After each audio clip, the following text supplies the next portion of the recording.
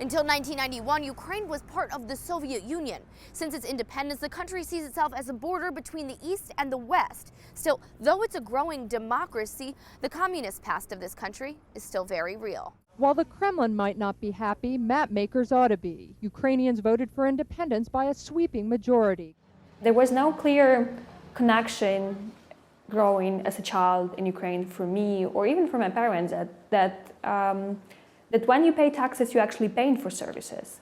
There was not relation, there's like the state money was always the money of the state, but not of the people. SHYBA is the executive director of the JURE Foundation, working to improve Ukraine's judicial system. She says issues with bribery and corruption aren't just about politics. They run deep in Ukraine's culture. Sometimes it's a way of saying thank you, sometimes it's a part of traditions. Back in the USSR, I think the shortage of products and services was so big, so to get something that you really need, sometimes you would need to bribe that. Growing up in Ukraine, she says students and parents bribed teachers for grades, families bribed doctors to get the care they need, even job applicants had to pay off recruiters. So it wasn't much of a leap for Ukrainians to see how their politicians and judges could be bribed too. The judge would be appointed by the president for the first 5 years, and only after that for the lifetime by the parliament. That you know that you can lose this position, or you was appointed because of that person, you listen to the demands or recommendation that that person gives you. Both SHYBA and newly elected member of parliament ANDRII OSADCHUK say it's this kind of corruption, Ukraine as a blackmail state, that has held the country back. During decades, we were repeating the same things, expecting for different result. But the people of Ukraine have consistently tried to pull themselves out from under the thumb of corruption. In less than a decade, they forced 2 revolutions. The first, later named the Orange Revolution, lasted more than 2 months after Viktor Yanukovych won a rigged presidential election.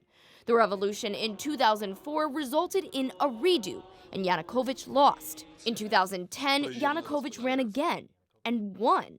The status quo lingered until 2014. The Maidan revolution started out as a protest. Then President Viktor Yanukovych was set to sign an association with the EU, bringing the country closer to Europe. Instead, he caved to Vladimir Putin's pressure and pulled out of the deal. Students took to the streets, gathering here to protest Yanukovych's actions. They stayed for days, even setting up tents so they could be here all night. There was no violence, though, until the president ordered riot police to attack protesters in their sleep and beat them with steel rods. This sparked a protest lasting more than 3 months through a bitter Ukrainian winter. Snipers were put into place just above where I'm standing, and on some of the worst days of the revolution, they shot directly into the crowd, eventually killing more than 100 people. The revolution ended when pressure on Yanukovych reached a boiling point. He fled to Russia in the middle of the night, and within days, Russia began annexing Crimea, and within weeks, they began a war in eastern Ukraine. Satirical host Roman VINTONIV says the success of Maidan united the country, creating momentum, ushering in a renewed effort to crack down on corruption and move the country towards Europe. As recently as 2018, Transparency International ranked Ukraine the 60th most corrupt country in the world. The culmination of this frustration, the 2019 election. An outsider became president and new members were elected to parliament. Вони дурять людей багато в чому. Вони приховують правду, не говорять, не дають інтерв'ю. І саме тому люди в кінці кінців втомилися від цього. Volodymyr Zelensky, a comic who played a president on TV, replaced seasoned politician and incumbent Petro Poroshenko. This is the fault of all the Ukrainian politics of this 20 years. People have had too much and have still too much questions with no answers.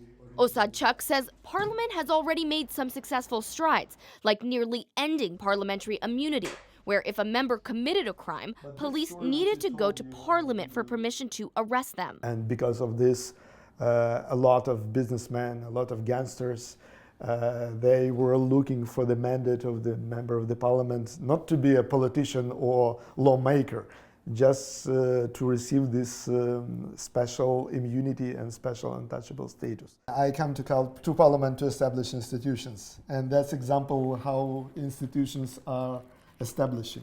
He has made it his primary goal to get corruption out of government, specifically by creating investigative institutions. Right now, he's focused on establishing a Bureau of Financial Investigation. And while Ukrainians have been fighting very real battles against corruption for the better part of a decade, and as they were beginning to see the tide turn, the country found itself in the middle of a presidential scandal in the United States. The White House has now released a memo between President Trump and President Zelensky. The transcript of the first phone call. The former U.S. envoy to Ukraine, Kurt Volker, said that the president once said they are all corrupt. When they say all, meaning they were saying about politicians, not about Ukrainian citizens. I think that weakness of the institutions, that's exactly the basement of several types of corruption.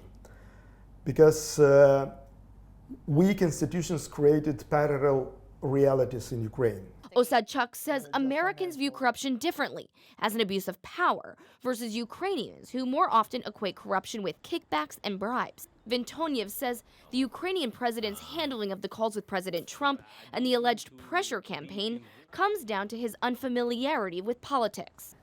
Це мій страх. This is my fear about the Zelensky and his experience. They are managers.